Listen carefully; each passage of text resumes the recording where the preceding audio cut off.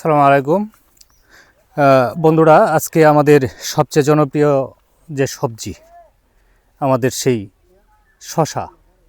আসলে এই শশা অত্যন্ত লাভজনক একটি ফসল। এই শশা চাষ করে আমাদের কৃষকরা অনেকেই স্বাবলম্বী।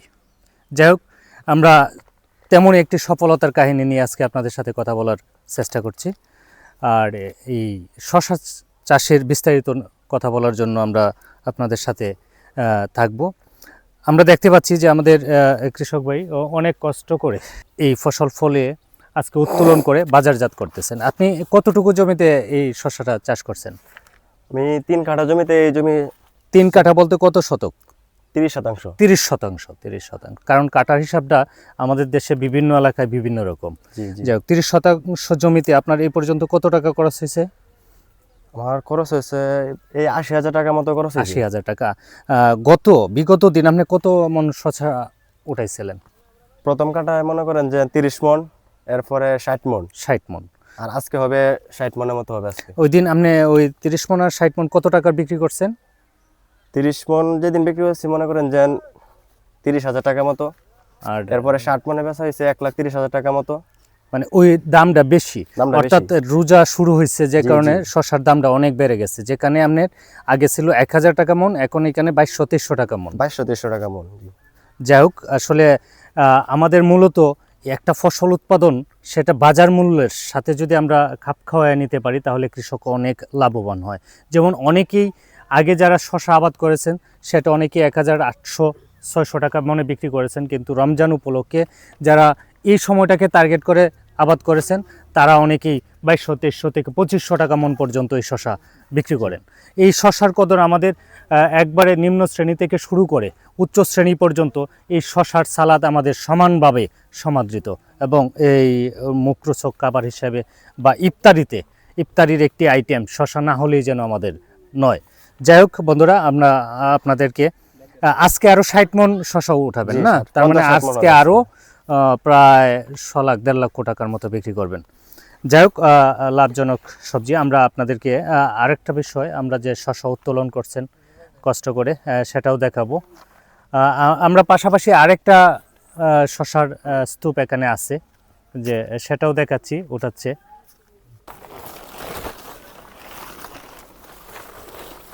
এটাও আপনি এখান থেকে কি গাড়ি এসে নিয়ে যাবে? জি, এখান থেকে গাড়ি এসে নিয়ে যাবে না? জি। আচ্ছা, এইগুলি শসাগুলি মূলত কোন দিকে বেশি চালান দেয়? সিলেটের দিকে? সিলেট, চট্টগ্রাম, ঢাকা, এইগুলো দিকে বেশি চালান। যাই হোক, আমরা শসার জমিটার দিকে যাচ্ছি আমাদের কৃষক ভাই এবং যারা হারভেস্ট করছেন তাদেরকে নিয়ে। আমরা আসলে কৃষক ভাইকে পেয়েছি, উনি তার ছেলেদের নিয়ে শসা উত্তোলন করছেন। আচ্ছা, আপনার নাম? আমার নাম কুরশেদ ভাই। আমাদের এই কুরশেদ ভাই, আপনার কয় ছেলে? 6 ছেলে। সবাই মিলে আজকে শসা উত্তোলন করতেছে না? আমরা দেখতে পাচ্ছি যে শসা উত্তোলনের যে সিস্টেমটা, আসলে শসা ক্ষেতের মাচাটা নিচু হওয়াতে অনেক কষ্ট করে নিচ দিয়ে গিয়ে সেখান থেকে শসা উত্তোলন করেন। আমার গড়ি কিন্তু আবার কারা না। যাই হোক, দর্শক বন্ধুরা, বাংলাদেশে হাইব্রিড জাতের যেসব শসাগুলি হয়ে থাকে সেগুলি ডেইজি, নাবেলা, গ্রিন বিউটি, কাঞ্চন, সেমি, গ্রিন লতা, গ্রিন বেবি, মিনার, এগুলি হলো হাইব্রিড জাতের এবং অনেক উচ্চ ফলনশীল জাত। বর্ষা ও গ্রীষ্মকালের যেসব জাতগুলি মূলত চাষ করা হয়, আমাদের চাষি ভাইরা চাষ করে থাকেন, সেগুলি হলো মালিক সিডেড, যেমন 2728, স্মার্ট বয়, তাজা প্লাস, বিগ গ্রিন, তাপ সহনশীল, এইসব জাত দেশি জাতগুলিও এই গ্রীষ্মকালে চাষ করে থাকে। এছাড়াও বিদেশি কিছু জাত আমাদের দেশে শসা চাষ হয়ে থাকে, যেমন শাটং, চার্ট, পান্ডা, বেনাস, বেট আলফা, হাফলং, পালমেতু, মাতসুরি, এগুলি মূলত বিদেশি জাতের। দর্শক বন্ধুরা, আমরা আপনাদেরকে আমাদের কৃষক ভাইয়ের যে অভিজ্ঞতা, একটু আগে আমরা শুনেছি যে আসলে উনি মূলত যে এই সময়টা নির্ধারণ করছেন কেন, যে সামনে রমজান।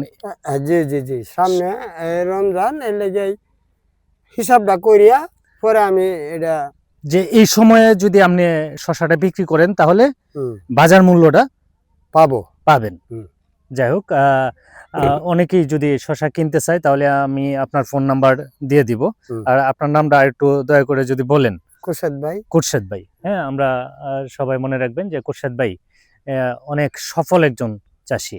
হ্যাঁ, ওনার যে বলিষ্ঠ জনবল, অর্থাৎ ওনার যে 5 ছেলে, হ্যাঁ, 6 ছেলেই আসলে এই কৃষিকাজের সাথে জড়িত এবং প্রচুর পরিশ্রমী তারা। হুম। আপনারা দেখতে পাচ্ছেন যে তারা কিভাবে শশা উত্তোলন এই করছেন। যে তুলতেছে। এখানে বস্তা ভর্তি শশা আছে, ওই দিক দিয়ে পাতিল সহ। আমরা এতক্ষণ আমাদের এই কুশদ ভাইয়ের যে সফল শশার আবাদ সেটা দেখানোর চেষ্টা করলাম।